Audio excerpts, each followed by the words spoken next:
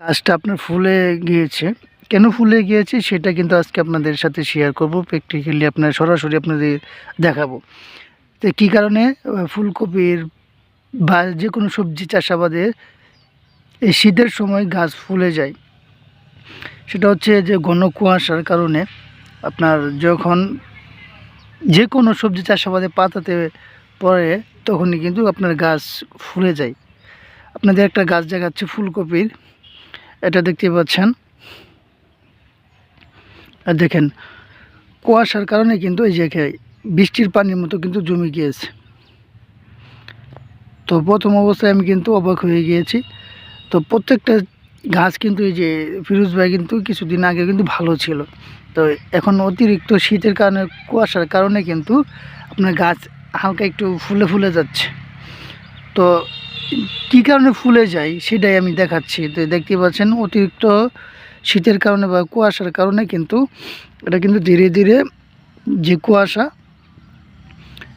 এটা কিন্তু কুয়াশাটা পাতাতে পরে সেখান থেকে দলবদ্ধ হয়, দলবদ্ধ হয়ে এক জায়গায় থাকে। দেখতে পাচ্ছেন এখানে বৃষ্টির পানির মতো কিন্তু রয়ে গিয়েছে। তো যেহেতু আপনার বৃষ্টির পানিটা তো হালকা, কিন্তু ওই যখন কুয়াশার পানিটা হচ্ছে আপনার প্রচুর ঘন, সে কারণে কিন্তু ঘনত্বের কারণে যে স্থানে পড়ে সে স্থানে কিন্তু আপনার এটা আপনার সফট জাতীয়, মানে সবজি চাষাবাদের পাতা কিন্তু সফট। তো সফটের কারণে যে স্থানে পড়ে সেই স্থানে কিন্তু এটা কিন্তু আপনার ফুলে যায়। সেটা ফুলে যাওয়ার কারণে কিন্তু এইখান থেকে আপনার গাছ ফুলে যায়। তারপর এখান থেকে কিন্তু আরও অন্যান্য রোগ কিন্তু ছড়িয়ে পড়ে। তো এরকম কিন্তু সব গাছেই আছে।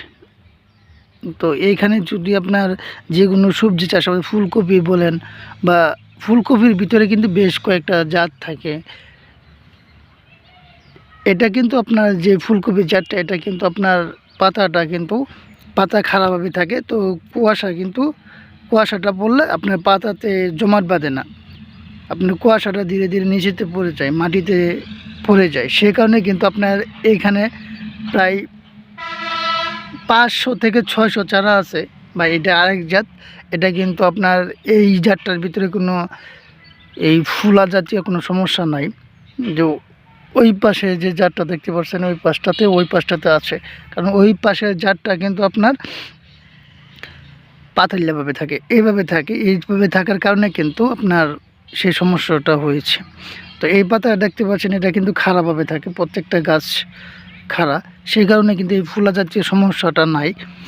তো 5 দিন পর পর কিন্তু কুয়াশার যে জনিত সমস্যা, এটার জন্য কিন্তু আপনার বালাইনাশক এটা স্প্রে করতে হবে। না হলে কিন্তু এটা থেকে কিন্তু বড় ধরনের যে কোনো সমস্যা দেখা দিতে পারে। তো সবাই ভালো থাকবেন, সুস্থ থাকবেন, নিজের প্রতি খেয়াল রাখবেন। সকলকে ধন্যবাদ। আসসালামু আলাইকুম।